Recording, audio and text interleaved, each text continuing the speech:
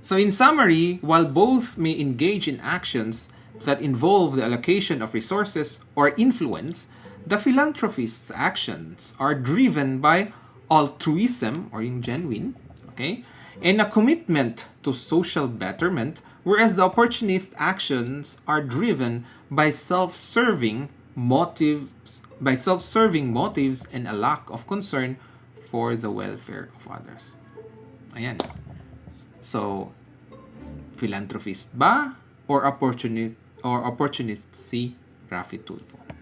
Para sa akin, opportunist. Dito pumasok oh. Right? Kung observant kayo, dito pumasok talaga siya. How about Maharlika? Philanthropist or opportunist? Opportunist. Hanggang nandyan ang kabubuhan ng mga didishits, ito take advantage na yan. Okay? Hanggang nandyan, hanggang sikat ang pangalan ni Duterte, maging DDS yan. Mga vloggers na ganyan, di ba? Kung sino yung sikat, ayan doon sila. Right?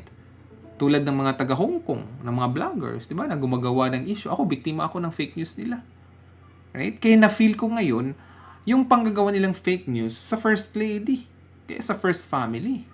Kasi ginagawa nila sa akin eh. Right?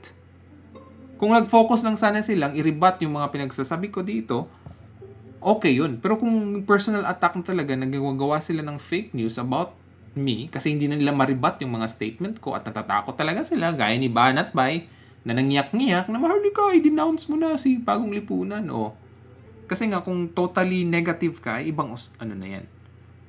Nagiging bias ka na. And you are not really for the Filipino people kasi nga may hidden agenda ka. Ang gusto mo ay mapalitan si Bongbong Marcos para ipalit yung politiko na kung saan ay BFF mo or makinabang ka. Kasi nga ikaw po ay opportunista. Gaya mo, Rafi Tulfo, ikaw din ay opportunista. Ginagamit mo ang kahirapan ng taong bayan na makahanap ng tulong sa gobyerno. Hanggat hindi maganda ang sistema sa gobyerno o pamamalakad, ay magigain ka doon.